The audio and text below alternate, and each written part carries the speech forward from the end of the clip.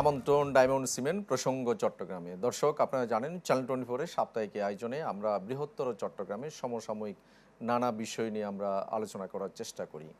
আজ আমরা আলোচনা করতে চাই, আপনারা নিশ্চয়ই জানেন আজ বিশ্ব শরণার্থী দিবস। এই দিবসে রোহিঙ্গারা কেন ফিরতে পারছে না বা রোহিঙ্গা প্রত্যাবাসন কেন থমকে আছে, এইসব বিষয় নিয়ে আমরা আলোচনা করতে চাই। দর্শক, এ বিষয়ে আলোচনার জন্য আমাদের সঙ্গে কক্সবাজার থেকে যুক্ত থাকবেন কক্সবাজার সিভিল সোসাইটির সভাপতি এবং রোহিঙ্গা নিয়ে দীর্ঘদিন ধরে তিনি কাজ করছেন আবু মোর্শেদ চৌধুরী খোকা। আবু মোর্শেদ চৌধুরী খোকা, আপনি নিশ্চয়ই আমাকে শুনতে পাচ্ছেন।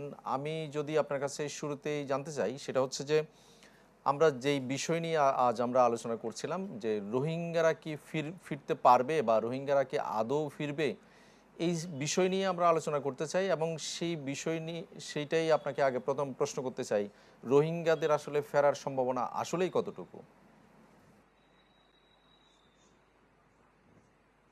ধন্যবাদ কামাল ভাই। আসলে এটা আমাদের যারা আমরা হোস্ট কমিটি আছে, এটা আমাদেরও কনসার্ন। আপনি নিশ্চয়ই জানেন আমরা বিগত দুইটি ইনফ্লাক্সের সম্মুখীন হয়েছি। এটা হচ্ছে 1978 সাল এবং 1992 সাল। এই দুইটা প্রেক্ষাপট আর 2017 সালের রোহিঙ্গা ইনফ্লাক্সের প্রেক্ষাপট সম্পূর্ণ ভিন্ন। এখানে যেহেতু গ্লোবাল একটা পলিটিক্স জড়িত হয়ে গেছে, এবং এবং আমি মনে করি এটা সেই গ্লোবাল পলিটিক্স, জিও পলিটিক্সের ভিকটিম হচ্ছে আমরা হোস্ট কমিউনিটি, পাশাপাশি রোহিঙ্গা কমিউনিটি।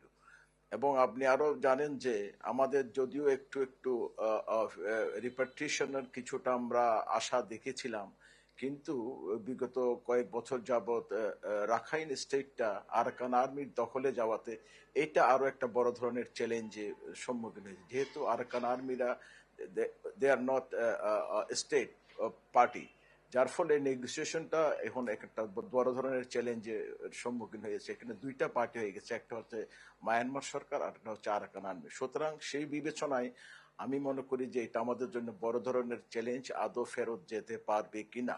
আর যদিও ফেরত যায়, এটা কয়টা বছর লাগবে, এটা একটু বড় ধরনের বিষয়। আর রোহিঙ্গাদের যেহেতু আমরা বলছি ভলান্টিয়ার এবং ডিগনিফাইড রিপার্টিশনের বিশ্বাস করি আমরা, সেই সুবাদে ওইখানে যদি ওদের সেফ স্টে যদি এনশিওর করা না হয়, তাহলে তো এটা সম্ভব না। সুতরাং সবকিছু মিলিয়ে আমি মনে করি এটা একটা বাংলাদেশের জন্য বড় ধরনের চ্যালেঞ্জ, রিপার্টিশনটা। জি কামাল ভাই।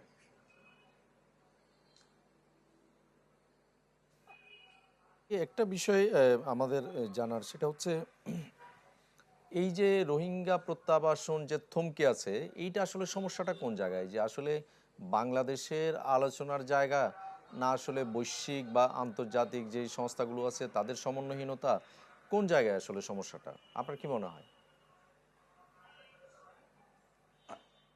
এটা যেহেতু রোহিঙ্গা ইনফ্লাক্স, রোহিঙ্গা সমস্যা এটা বাংলাদেশের সমস্যা না, এটা আন্তর্জাতিক সমস্যা। এটা আমাদের মাথায় রাখতে হবে। বাংলাদেশ যেহেতু সরকার হোস্ট করেছে একটুকে আমাদের, এটা আন্তর্জাতিক সমস্যা। এখানে আমি যেটা শুরুতে বলছিলাম, আগে যদিও আমরা একটা আলোর মুখ দেখেছিলাম মায়ানমার সাথে বাইলেটারাল ডায়লগের মাধ্যমে এটাকে রিজলভ করা, কিন্তু এখন যেহেতু মাঝখানে আরকান আর্মিতে অলমোস্ট 80% অফ রাখাইন স্টেট তাদের দখলে চলে গেছে, সেই বিবেচনা আমার মনে হয় এটা একটা বড় ধরনের সমস্যা। এখানে যদি ইন্টারন্যাশনাল কমিউনিটি আর এখানে যদি ইউএন এবং আমাদের বড় দুই যে শক্তি চায়না এবং ইন্ডিয়া, এদের ইনভলভমেন্ট না হয়, পাশাপাশি মায়ানমার সরকারের ইনভলভমেন্ট না হয়, তাহলে এটা বড় ধরনের এটা অনেকটা 4-5 জন পার্টির সমন্বয়ে এই জিনিসটা সমাধান দরকার। এখানে কোনো বাইল্যাটারাল হচ্ছে, আগে এক সময় আমরা চিন্তা করতাম যে মায়ানমারের সাথে বাংলাদেশ সরকারের বাইল্যাটারাল একটা এগ্রিমেন্টের মাধ্যমে এটা রিজলভ করা যাবে, কিন্তু এখানে অনেক ধরনের পার্টি দাঁড়িয়ে গেছে। সুতরাং এখানে আন্তর্জাতিক ইন্টারভেনশন ছাড়া আমি মনে করি এটা সমাধানটা সহজে হবে না।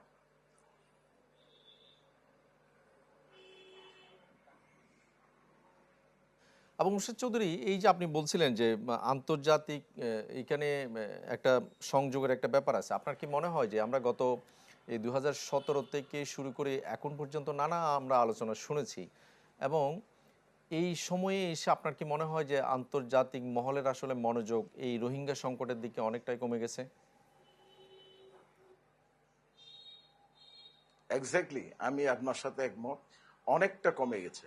এখানে আমরা শুরুতে বলেছিলাম যে এখানে শুধু ফর্মাল ডিপ্লোমেসিতে না গিয়ে আমরা যদি সেকেন্ড লাইন ডিপ্লোমেসিতে যদি একটু চিন্তা করতে পারি, যে এখানে হয়তো সিভিল সোসাইটি আছে, এখানে বিজনেস কমিউনিটি আছে, কারণ পৃথিবীতে এই ধরনের অনেক বড় বড় সমস্যা সেকেন্ড লাইন অফ ডিপ্লোমেসি দিয়ে সমাধান হয়েছে। সুতরাং আমরা হয়তো যদি সরকার চাই এই ধরনের সেকেন্ড লাইন অফ ডিপ্লোমেসির সহায়তাও নিতে পারে অ্যাপার্ট ফ্রম দ্য ইন্টারন্যাশনাল।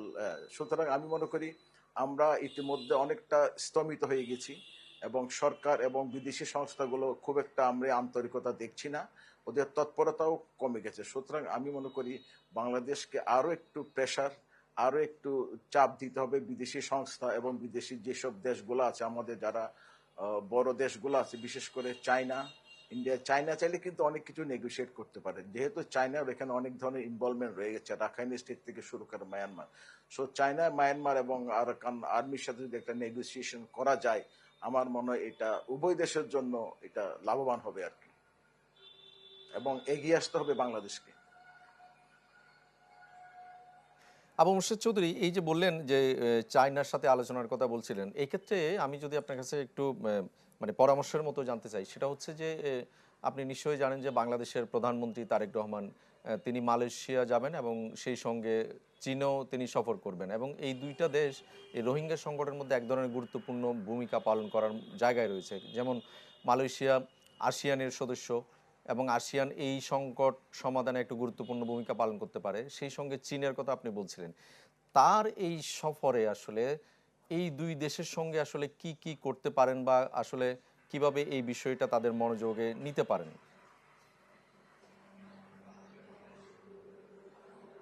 ধন্যবাদ।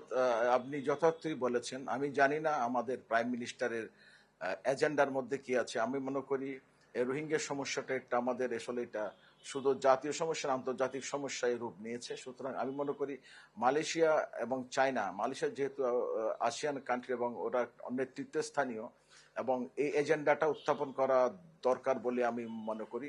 এবং এটার চাইলে এটা হয়তো আমাদের মাননীয় প্রধানমন্ত্রী চায়নার সাথে এই বিষয়ে যদি একটু ফলপ্রসূ আলাপ হয়, আমার মনে হয় এই জিনিসটা কিছুটা আমরা আলোর মুখ দেখতে পারি আর কি।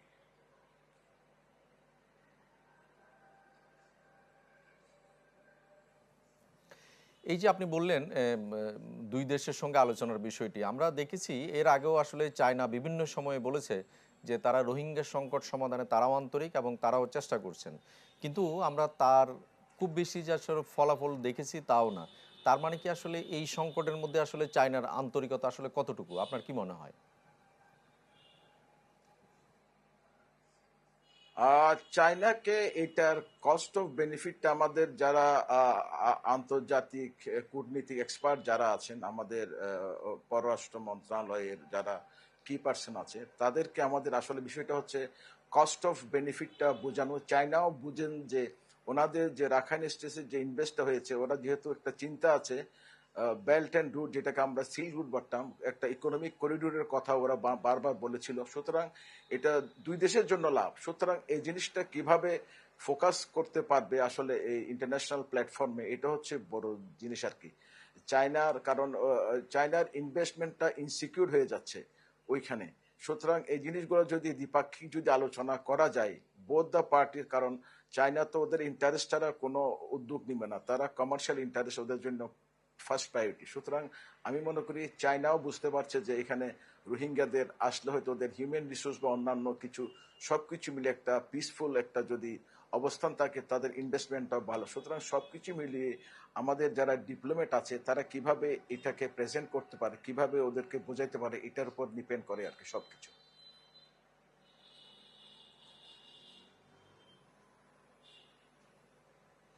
আবু মোর্শেদ চৌধুরী, আপনি থাকুন আমাদের সঙ্গে, আমরা বিরতি থেকে এসে আপনার সঙ্গে আরো আলোচনা করব।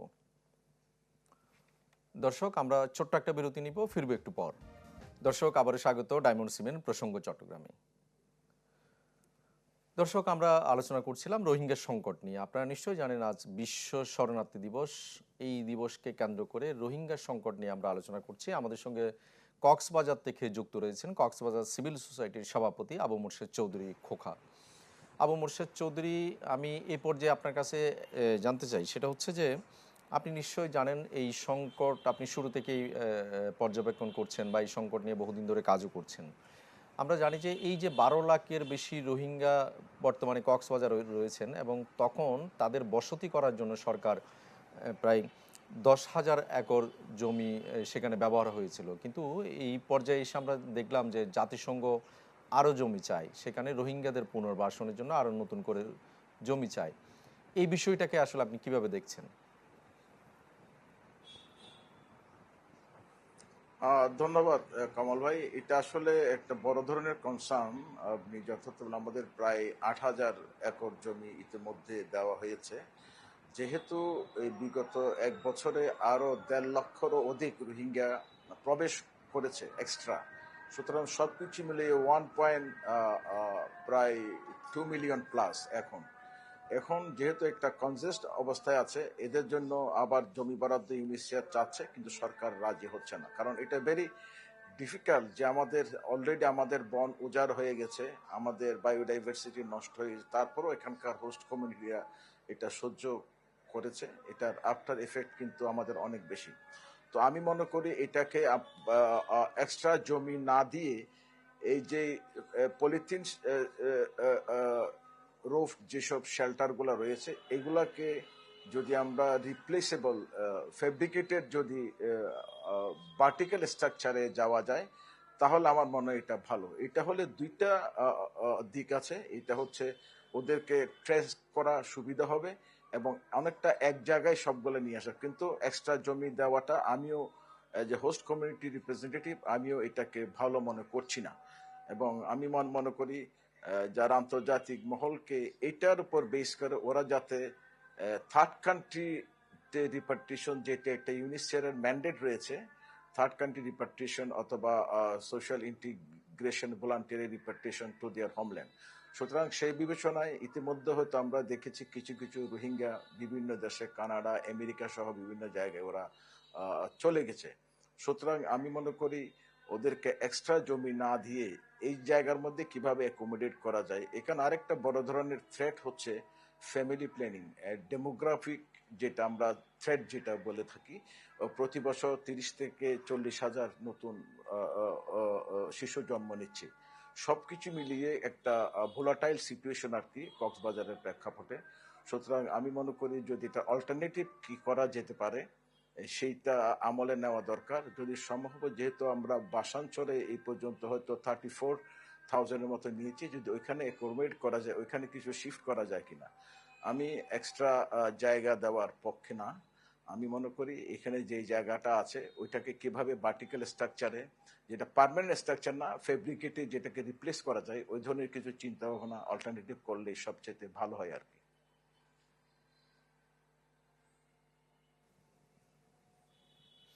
আবু মোর্শেদ চৌধুরী, এই যে আপনি আপনার বক্তব্যে যেটা বলছিলেন যে সেখানে বন, পরিবেশ, জীববৈচিত্র্য অনেকখানি ধ্বংস হয়েছে সেখানে, এবং এই যে পরিবেশ বা জীববৈচিত্র্য ধ্বংসের পর আন্তর্জাতিক সংস্থাগুলো বলেছিল যে সেখানে আসলে এই যে বায়োডাইভার্সিটি বলি আমরা, যে এনভায়রনমেন্ট, সেটা আসলে রিস্টোরের জন্য তারা ক্ষতিপূরণ দেবে, বা এটা কি আদৌ পাওয়া গেছিল, বা আদৌ কি সেখানে আসলে রিস্টোর করার কোনো কাজ হয়েছে? এইখানে কামাল ভাই, এখানে যেটা হয়েছে কিছু কিছু প্ল্যান্টেশন হয়েছে, কিন্তু এই জিনিসগুলো যেগুলো আমরা লস করেছি এটা হচ্ছে আনরিপেয়ারেবল। আমরা এখানে এলিফেন্ট করিডোরটা নষ্ট করে ফেলেছি, ওইখানে ওয়াটার শেড গুলো নষ্ট করেছি। সবচেয়ে বড় বিষয় যেটা হচ্ছে এইখানে যে আমরা অনেকে এটাকে আমলে নেয় না। এই যে আমরা যে অক্সিজেন হাব যেটা নষ্ট করেছি, এই যে এটার তো কেউ কত লক্ষ মেট্রিক টন আমরা এই যে অক্সিজেনের থেকে আমরা মুখ ফিরিয়ে নিয়েছি কিংবা অক্সিজেন থেকে বঞ্চিত হয়েছি। এই জিনিসটা কেউ আমলে, যেহেতু আমরা ওখানকার অনেক রেইন ফরেস্ট নষ্ট করি, যার ফলে এখানে একটা ডেজার্টিফিকেশনের দিকে আমরা হয়তো মুভ করতেছি। এটা একটা বিষয়। এ পর্যন্ত এনভায়রনমেন্ট রিকভারি ফান্ড নামে আমরা কোনো ফান্ড দেখি নাই। টুকটাক কিছু আই ওয়াশের মতো কাজ হচ্ছে, যেটা হচ্ছে প্ল্যান্টেশন করা বা ঘাস লাগানো। This is not enough. কারণ এখানে যদি আমি সার্বিক বিবেচনায় আমার ওয়াটার ক্রাইসিসটা যদি আমি মনে করি যে এখানে কিন্তু বড় ধরনের একটা ওয়াটার ক্রাইসিসের সৃষ্টি হয়েছে, যেহেতু সবগুলাই ম্যাক্সিমাম ডিপ টিউবওয়েল আন্ডারগ্রাউন্ড ওয়াটারগুলোর উপর ওরা বেশি চাপ দিচ্ছে। সুতরাং এখানে আমার মনে হয় এখানে আন্ডারগ্রাউন্ড ওয়াটার থেকে বেরিয়ে এসে যদি আমরা সারফেস ওয়াটার ট্রিটমেন্টে যেতে পারি, এটা একটা সমাধান হতে পারে। অন দ্য আদার হ্যান্ড, আপনি যেটা বলছিলেন যে এনভায়রনমেন্ট রিকভারি ফান্ড, এটা এখনো আমরা সেই বিবেচনায় পাইনি। পাশাপাশি আরেকটা বড় ধরনের জিনিস আমরা হারিয়ে, যেটা হচ্ছে ফ্রম দ্য ভেরি বিগিনিং যখন ওরা সেটেল করছে কোর জোনে, প্রটেক্টেড ফরেস্টে, তখন কিন্তু হাজার হাজার যারা আমাদের সোশ্যাল ফরেস্ট্রির বেনিফিশিয়ারি ছিল, সাধারণ প্রান্তিক জনগণ, তাদের কিন্তু ফরেস্টগুলা আমরা কেটে ফেলেছি। ফলশ্রুতিতে এরা কিন্তু কম্পেনসেশনটা পায়নি, বিশাল একটা অঙ্ক। ওরা রাতারাতি ওদের লাইভলিহুডটা চেঞ্জ করে ফেলেছে, কেউ হয়তো ভিন্ন কাজে চলে গেছে, কেউ স্মাগলিং এ জড়িত। সুতরাং আমার মনে হয় এটাকে অনেকটা গভীরে গিয়ে আমরা কেউ এটাকে কিন্তু দেখিনি। এটা হচ্ছে সবচাইতে দুঃখ, না আমাদের স্টেট না আমাদের অন্যান্য কি ডিসিশন মেকাররা এই রোহিঙ্গা সমস্যা নিয়ে এবং আমাদের লসটা নিয়ে আমরা এখনো কিন্তু বিদেশের দরবারে এই জিনিসটা ভালোভাবে হাইলাইট করতে পারি না, আমাদের ডিমান্ডটা। সুতরাং সার্বিক বিবেচনায় আমি মনে করি এটার একটা জি, ওইটা আমাদের একটা সুযোগ ছিল, এটা আমরা মিস করেছি।